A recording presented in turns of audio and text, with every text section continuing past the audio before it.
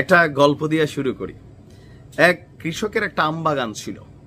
তো সেই আম বাগানে এক রাতে 3 জন চোর আসছে। একজন মুসলিম, একজন খ্রিস্টান, একজন হচ্ছে হিন্দু। তো 3 জন মোটামুটি শক্তিশালী মানুষ, আর যিনি আম বাগানের মালিক তিনি হচ্ছেন দুর্বল মানুষ। তো বাট মাথায় বুদ্ধি ছিল। আম বাগানে গিয়ে 3 চোর দেখা তিনি চিন্তা করলেন, তিনটার সাথে তো একসাথে পারবো না, একটু কৌশল করি। তো একজনের একটু দাড়ি টাড়ি আসিল, আরেকজনের আবার ফ্রেঞ্চ কাটিং দাড়ি, আর আরেকজনের তিলক দেওয়া। তো যাইয়া প্রথমে যেটা তিলক দেওয়া, এটার আবার শরীরে একটু শক্তি সামর্থ্য আছে, বোঝাই যাচ্ছে। তো যাই জিজ্ঞা, ও পণ্ডিত হুজুর তোমার বাড়ি কই? আমার তো এই এলাকার। তারা ওই এলাকার কিতা করো? আম বাগান আইসে, বাগানের মালিক দামে। আপনি আপনি ডরাইও না, শোনো তুমি আমার গ্রামের ছেলে, হিন্দু তো কি হয়েছে, সম্প্রীতির দেশ বাংলাদেশ, বাড়ির যাই তো তুমি 2 খারি আম লইয়া যাবা, কিন্তু ইথানে কা তুমি এটা ঠিক করছো নি? কোন কিতা করতাম কি চালাই, চলো 2 জনে মিল্লা। তো 2 জনে মিল্লা এবার একটারে ধরছে। কোনটারে? খ্রিস্টানটারে ধরছে। মুসলমান তুই মুসলমান আমার জাতের ভাই, তুই সাইডে থাক, তুই বেজালো বরিচ্ছা। তো মুসলমানকে থাক, আমার আর কি, তারে খিসুক। তো খিসাখিসি শেষ। শেষের পরে আইসা এবার যাইয়া হিন্দুর লগে বইয়া বইয়া কইতেছে, তুমি একটা কাজ করো না, তারও তো এলাকা এটা না, জাতি ভাই তো আপনার কোনো সমস্যা নাই, আমার জাতি ভাইয়া জাতের ক্ষতি করে তার কপালো শনি আছে কইয়া 2 জনে যে এবার মুসলমানরা রেখেছে। এবার বাকি রয়েছে হিন্দুওয়ালা। তো তার শারীরিক শক্তি আর মাম বাগানের মালিকের শক্তির প্রায় সমান। ওই দুটারে কিলাইয়া শেষ। এবার ইয়া ধরছে, রে হিন্দুর ফুট, তুই কি আর আমার আম বাগানে ঢুকলি, কইয়া মাইর দিছে। আচ্ছা, এখানে বুদ্ধি দিয়া কাজ করছে। যতক্ষণ তারা 3 জন একত্রিত ছিল, আম বাগানের মালিক তাদের সাথে লড়াই করার সাহস করে নেয়। আজকে আমাদের সেই 3 চোর হচ্ছে আরবের রাষ্ট্রগুলা, আর মালিক হচ্ছে আমেরিকা এবং তাদের দোসররা। কৌশলে মুসলিমদের শক্তিটাকে বিচ্ছিন্ন করে এক একজনকে এক একজনের সাথে লাগাইয়া জং লাগাচ্ছে। আরব রাষ্ট্রগুলা বিভক্ত হয়ে যাচ্ছে। ফিলিস্তিন ইস্যুতে, মধ্যপ্রাচ্য ইস্যুতে পশ্চিমাদেরকে বাবা মানছে। বাট তারপরেও আমার কাছে মনে হইল যে মুখে মুখে যেটা বলতেছে এটাও বা মন্দ কিছে। আপনারা জানেন যে মধ্যপ্রাচ্যের অন্যতম শক্তি ইরানের বিরুদ্ধে একটা বড় ধরনের অভিযানের প্রস্তুতি নিয়েছে আমেরিকা। ইসরায়েল হচ্ছে এটার বাস্তবায়নকারী। প্রস্তুতি নিছে কে? আমেরিকা। বোমা টোমা দুনিয়াটা পাঠাই দিছে। বলছে চুক্তিটা না করলেই ইসরায়েল নাকি মাইরা দিবে। আমরা না করতেছি, কিন্তু ইসরায়েল কথা শুনতে চায় না, এরকম ন্যারেটিভ মাঠে খাওয়ানোর চেষ্টা করছে।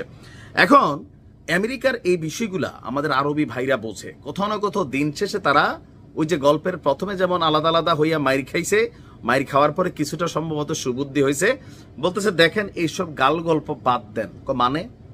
মানে হচ্ছে যে ইরানের পারমাণবিক স্থাপনা, এগুলাই যদি আপনারা কোনো ধরনের হামলা চালান, আমরা কিন্তু সাথে নাই।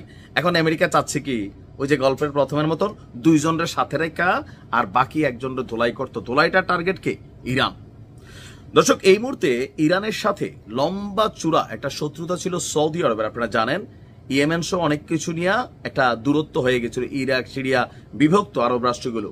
তো সেই রাষ্ট্রগুলোকে চীন এবং রাশিয়ার মধ্যস্থতায় তাদের মধ্যে কিন্তু একটা বন্ডিং তৈরি হয়েছে। আর সেই বন্ডিংটা অনেকাংশে আমরা পজিটিভ দেখছি, তবে আরো পজিটিভ হলে ভালো। আজকে আমরা পজিটিভলি বলছি। মার্কিন প্রেসিডেন্ট ডোনাল্ড ট্রাম্পের সাম্প্রতিক সফরের সময় সৌদি আরব, কাতার এবং সংযুক্ত আরব আমিরাতে ইরানের ইস্যুগুলো নিয়ে একটা গুটিবাজি করতে গেছিল, যে দেখো ইরান তোমাদের জন্য সবচেয়ে প্রথম হুমকি হবে, কারণ তোমরা মধ্যপ্রাচ্যে আছো, তোমাদের উপর দিয়ে রাজত্ব করবে। এখন কি করা যায়? একটা কাজ করা যায়, ইরানের যেই পারমাণবিক স্থাপনাগুলো আছে এগুলারে আমরা বন্ধ করে দেই, তোমরা ব্যালেন্স থাকো। আর কোনো ঝামেলা হলে আমি তো আছি মুরব্বী হিসাবে, আর কয়দিন বাচ্চাম, শেষ বয়স একটু কইরা দিতে চাই মিলজিল। বাট আরবরা বুঝতে পারছে যে আমবাগানের গল্পের মতো যদি আলাদা হয়ে যায় তাহলে দিন শেষে বাটাম দিবে।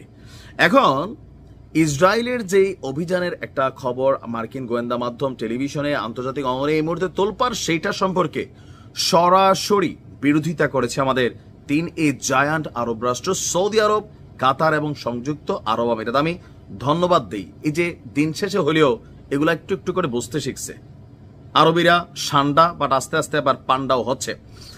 আলোচনার সাথে সম্পৃক্ত 3টি সূত্র মার্কিন এক্সিওস পোর্টালকে এই চাঞ্চল্যকর তথ্য দিয়ে বলেছে, সৌদি আরব, সংযুক্ত আরব আমিরাত এবং অন্যান্য উপসাগরীয় রাষ্ট্রগুলো আপনার ইরানের সঙ্গে পারমাণবিক চুক্তির বিরোধিতা নিয়ে যেই অবস্থান তৈরি হয়েছে মার্কিন যুক্তরাষ্ট্রের সাথে, সেখানে আপনার সরাসরি তারা বলেছে যে যদি ট্রাম্প আলোচনা ছেড়ে দেয় আর এরপরে যদি ইসরায়েল এখানে কোনো ধরনের ভূমিকা নেয়, অভিযান চালায় আপনার ইরানের পারমাণবিক স্থাপনাগুলোতে, এগুলো তাদের ভূমি বা ঘাঁটি ব্যবহার করে মার্কিন যুক্তরাষ্ট্রকে কোনো ধরনের সহযোগিতা ইসরায়েলকে তারা করতে দেবে না।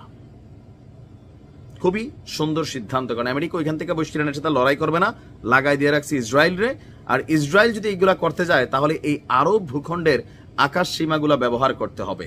যদি এই রাষ্ট্রগুলো সত্যি সত্যি অটুট থাকে, এখানে জর্ডান মিশরের একটু ভূমিকা দরকার আছে, তারা যদি সহ অ্যাড হয় তাহলে আমি মনে করি যে ইসরায়েল কিছুই করতে পারবে না।